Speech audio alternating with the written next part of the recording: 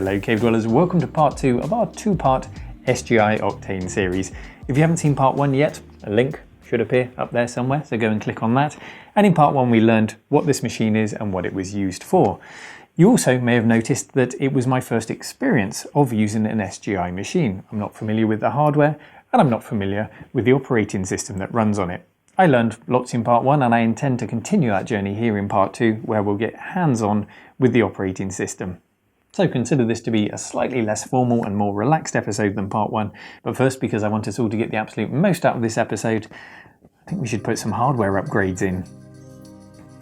Getting the very most out of the Octane was with huge thanks to Kai, who not only donated the original machine, but he's also dropped into the cave for a glorious unboxing, and also an evening of beer and curry, which was a real pleasure, so thank you to Kai and to Lou as well for dropping in. The box itself was sent by Ian from sgidepot.co.uk, who I highly recommend for any SGI needs you may have. The majority of this is on loan to help us give you the bigger picture on just what this machine could do, but Ian did kindly throw in some donations for me to keep, such as these original SGI speakers, and they do raise the question, can we retro bright them? If we take the battery cover off here, you can see that the colour has changed somewhat. Nevertheless, they're an extremely cool accessory to have. The box is stuffed full of SGI goodness, and I can't begin to imagine how much this would have set you back in the late 90s, but we're talking house buying money here, tens of thousands of pounds of high-end equipment, just look at it all. So just what could we add to the Octane? Well, options include this PCI adapter, so you could add a regular PCI card to the system. In this example, it's a gigabit Ethernet adapter, and you can see on the left hand side, covered over, is one of those very delicate connectors that we saw in part 1, so I'm very cautious working around all of this equipment. Another option would be a single or dual fibre channel card like this one, and that would have made short work of shifting large files on a network or accessing fibre connected peripherals. This wasn't unique to SGI of course, but on the Octane we had a theoretical maximum data throughput of 800 megabytes per second on the crossbar switch that we met in part 1. That's about 3 times as fast as a 64-bit 33 MHz PCI bus on a PC of the day. So yes, using fibre on a regular PC was possible, but certainly not at these speeds. If video production is more your thing, then perhaps you'll like this. This is a digital video I/O card. 2 PCBs here stacked up one on top of the other, and as many BNC inputs and outputs as could be squeezed into the back of the card. This thing is packed full. The card has 3 ribbon cables on the side, and these hook directly into the main video card. Much like the feature connector on an old PC video card for example, but once again everything is turned up to 11 here, that's just how SGI did things.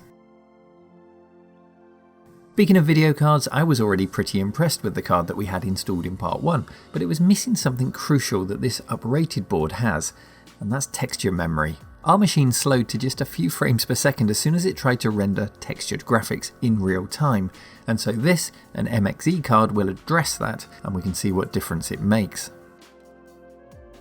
This hunk of metal here has wedged between it 2 R12000 CPUs, and each is clocked at 400 MHz, so we're putting a much bigger engine into the Octane today than we already had, and it'll be interesting to see what difference that makes. In 1999 you might have had something like a Pentium 2 333 CPU at home, but as we learned in part 1, our SGI CPUs are RISC CPUs and not CISC, like a Pentium. So clock speed alone isn't a fair comparison, it's all about how efficient the CPUs are per clock cycle, and of course how well the software is coded to take advantage of that. You can never have too much memory, so we've got an extra 512 megabytes of RAM to throw in. All of the memory of course is ECC or error correction code RAM, and this type of RAM is used in servers and machines with high value data, those ECC features protecting against data corruption and memory errors. We'll have a shade under 1 GB of RAM in total, which is a long way off the 8 GB that you could put in this machine in the late 90s. And there are more upgrades on the desk to show you, and we will come back to them, but I think right now we should get the parts installed for our demonstration so we can get lots of hands-on time with the machine and show you what it's capable of.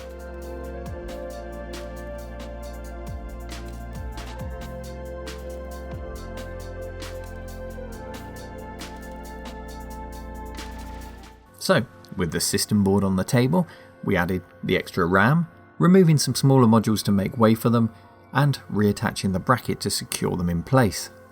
As with most things, that bracket was an optional extra. and then in goes the new CPU module. I do wonder these days if we'd get more money for the amount of scrap metal surrounding these CPUs than the value of the CPUs themselves, but I love how weighty and solid everything is in this machine. You just know you're working with high-end equipment from the period.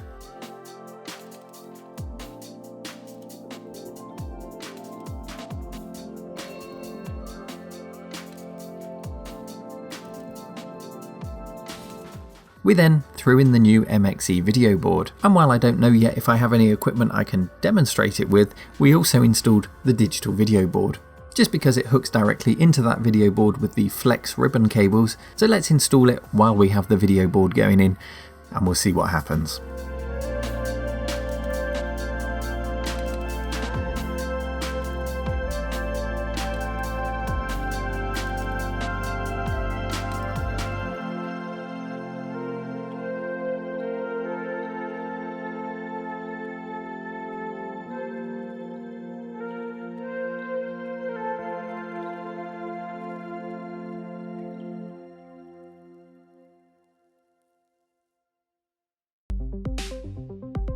Let's start with iRix, the operating system then, and it's not one that I've used before I had the Octane, but it doesn't take too much getting used to. Our capture is at a 1280 by 1024 resolution, but our new configuration appears to support much more than that. If we check the display properties here, we can take it all the way up to 1920 by 1035, which would fall under the category of HD TV resolutions. In iRix, Silicon Graphics produced one of the most stable, fault-tolerant operating systems available, which was perfectly suited to the job required of it. SGI had become dissatisfied with the Bell Labs file system that was implemented in Unix and created their own, EFS or Extent File System, in 1985. It was light years ahead of anything available at the time, supporting 2GB file sizes and 8GB volumes. In 1985, if you were lucky to have a computer with a hard disk, then 20MB would have been a luxury, let alone an 8GB volume. Later on, SGI created XFS in 1993, and that was a journaling file system which likewise was over the top, being a fully 64-bit file system at the time when 32-bit code was still in its infancy in the PC landscape, supporting file sizes of 8 exabytes, which is still mind-boggling to conceive in this day. Our Octane here runs the very last release of iRix from 2006. Unlike Windows, Linux or macOS, it's important to note that iRix is not a plug-and-play OS. This means that when you install any hardware into a system, such as a different graphics board, you can't expect it to just work. Support for it must be built into the kernel, which usually means installing iRix afresh. You'll notice as I click around the folders here just how smooth everything is, and that's because everything you see is fully hardware accelerated. Everything ties in with the IrisGL or OpenGL extensions, and we'll hear more on that shortly. So we have an OS which is fairly intuitive and easy on the eye, yet hugely powerful, geared towards real-time disk and graphics operations and supporting the huge scaling operations that SGI offered, sometimes taking machines to more than 1024 CPUs. It was also one of the first Unix versions to have a graphical user interface with the desktop metaphor, and here's a really interesting technology that came out of it. iRix is the originator of the OpenGL library used in graphics processing, which is still in development today. OpenGL started out as SGI's own proprietary graphics library called IrisGL, but thanks to pressure from its workstation competitors such as Sun Microsystems and Hewlett-Packard, SGI released an open source version and named it OpenGL in 1992.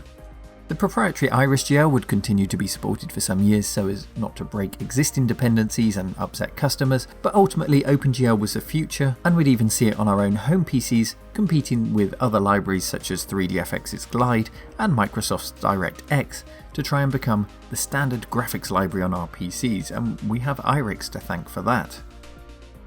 Of course, how well OpenGL runs depends on how powerful the hardware underneath it is, so let's revisit the iRix 3D demos before and after our hardware upgrades. Distort is a little demo in which you manipulate an image in 3D. When we click on this dog, we should be stunned by 3D effects. That's not just an image, it's a texture on a plane in 3D space. And as we have zero texture memory, it runs like a dog, of course. This is a real-time demo and not a slideshow, it really is that slow. Switch now to our upgraded system and run the same demo and, well, what a difference a bit of texture memory makes. It's now silky smooth. It's a basic example, but nonetheless a clear one at just what a difference our video card upgrade has made. How about something more complex? Remember that flight sim that I showed you in part 1 and it slowed to a crawl when the textured mountains came into view? Well, the foot is truly on the other hand with texture memory. All turbulence has gone from our airplane and our frame rate is beautiful.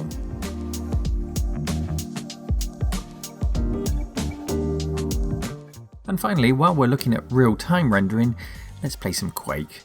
On our original system, using software-only rendering, it was less than impressive, but it was Quake and it was at quite a high resolution using the CPUs only, so some credit is due. But switch to the OpenGL version of Quake, and do not adjust your set, this isn't a screenshot. If you watch carefully, you can see that it's still rendering a single frame. We're talking frames per minute and not frames per second here. It's ludicrously slow as it wrestles with the textures. But if we switch to our MXE video card, that's more like the Quake I remember. It's still oh so very brown, but it moves much more smoothly. I don't, however, want to dwell on Quake or Quake 2 or Quake 3, all of which run on this system. As fun as it is to see them running, it's just not what it was made for. And thankfully, we've got a few good applications installed now to show you the true power of the machine. So while I prepare that, let's hear from Anthony, who used an Octane for his work and shares with us a few of his memories of the power of the Octane.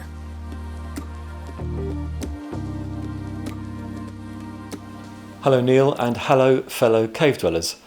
My name's Anthony and I first came into contact with the Octane 2 in the mid to late 90s. I was working for a video facility and they purchased a flame and smoke system. Now this was by Discrete Logic in Montreal in Canada and it was part of a suite of products. You had Inferno, which was the top one, flame, flint, fire, smoke. I think that's it. Have I missed one? Probably. But you get what they were doing with the product line. Anyway, it was absolutely state-of-the-art compositing stuff. Attached to it was some fibre channel storage that was incredibly quick. It was able to record and play back uncompressed video in full 444 in 12 bits, and it was like the most responsive, buttery smooth thing you could ever use. It really was fantastic, particularly at the time.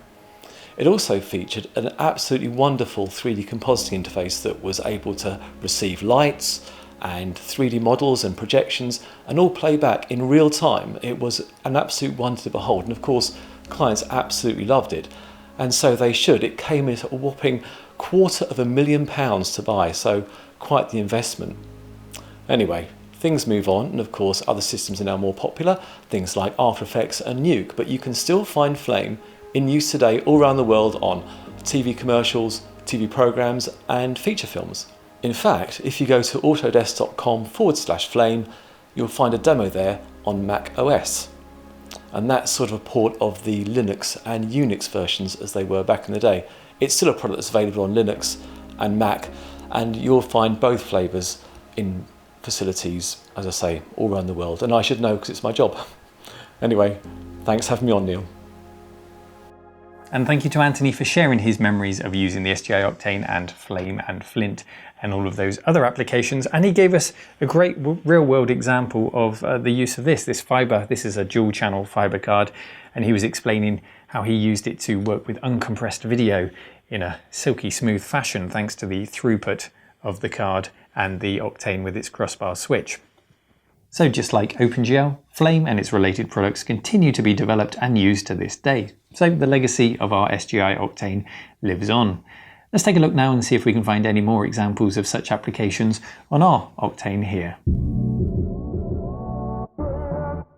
An old man then of the 3D rendering world is Lightwave 3D, which first appeared in 1990. I remember trying this thing out on my Amiga 500 and boy was it slow, but impressive nonetheless. And it was used in everything from Babylon 5 to Men in Black, The Dark Knight to Spider-Man. Rendering here at 752 by 480 pixels, so an NTSC DVD quality for comparison. The 180 frames of this spaceship are rendered in about 32 minutes, and I'll speed that process up now so you can see all of the frames. What I really like about this is that you can choose how many threads you'd like to assign to the task, and the operating system remains nice and responsive. The remaining resources are yours to use without fighting Lightwave for them. Can you imagine trying that on Windows 98? The thing would have had an absolute meltdown.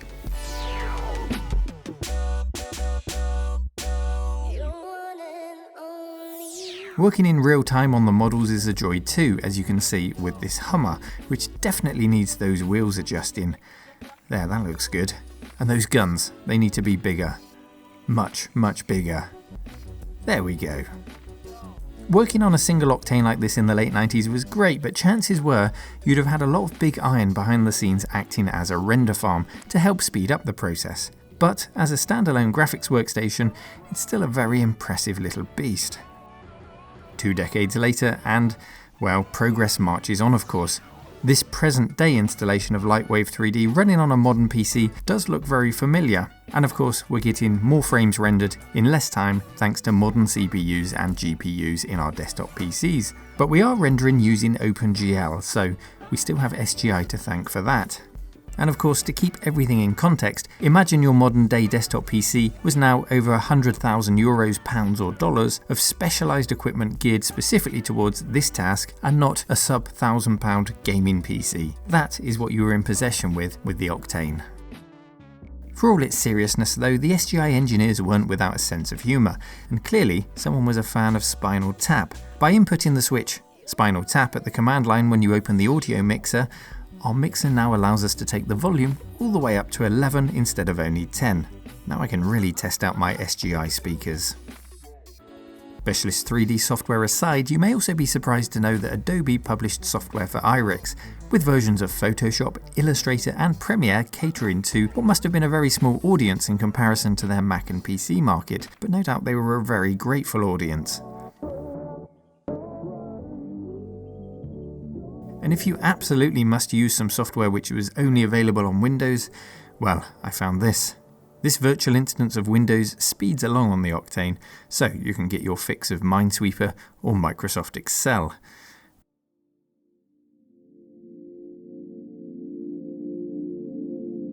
But I think that's quite enough of that. Let's get Windows off of our Octane. Thank you very much. Now, my tour of the system didn't exactly go to plan. Maya is another 3D application first released in 1998, which I'd love to show you, but, well, I appear to be lacking the required license. So here's some clips of that in action. It was essentially the amalgamation of 4 iRix-based applications: the Advanced Visualizer, Explore, Power Animator and Alias Sketch. Its development was completed in close collaboration with Walt Disney during the making of their computer-animated film Dinosaur. And it was with Disney's input that Maya became what it did, a firm favourite in the animation industry. It was later bought by Autodesk in 2005 and continues to be updated and released today, being used notably in Lord of the Rings, Ice Age and Star Wars Episode 2. But here's a piece of software I got working that you may have heard of. It's Blender, another 3D application which is still in development today. So let's render the demo scene for you here. Blender dates back to the mid-90s and it hit SGI hardware in 1998 when it was publicly released as freeware.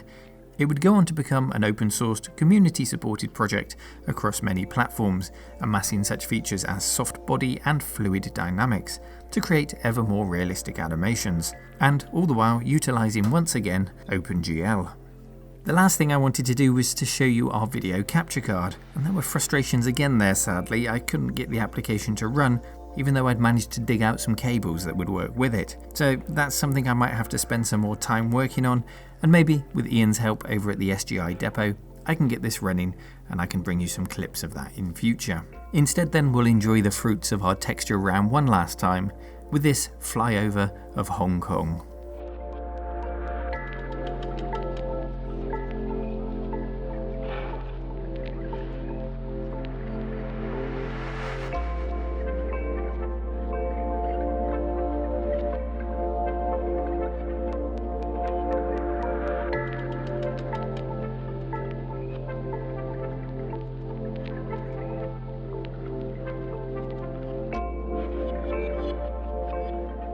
Road testing the Octane then has been an interesting and slightly mixed bag for me. I'm certainly impressed by the legacy it's left, both in its hardware and its software like OpenGL, Maya and other 3D applications which were either developed before and continued to develop on the Octane before moving on again, or started life on the Octane and similar SGI hardware of the period. And I'm really impressed with the flexibility of the hardware. Something we didn't look at earlier, which was on the table, is this. This great big box of tricks is yet another PCI adapter. We had the single card PCI adapter over here. Well, this lets you put 3 in this cage and then slot it into the back of the Octane. We've got another Ethernet card there, a SCSI card and some COM ports in there. So you can just about put anything and everything that you need in the Octane to suit your needs. But despite all this, I'm also left a little frustrated, and it's not any fault of the SGI Octane. It's my fault entirely. Giving me this is a bit like giving me a slide rule and telling me to go away and design Concord. I just don't have the skills to sit down and create a 3D animation for you in Lightwave or Blender or Maya, if I could get it working, and show you really the power of the machine in the hands of a true artist and a true professional. The hands of people like Anthony, who we saw earlier in the episode today. And when holding this up against a modern day desktop PC with a gaming video card installed, it's very easy to look at things like the modern installation of Lightwave we saw earlier and say, yeah, what's so special about this? But of course, everything has to be kept in context.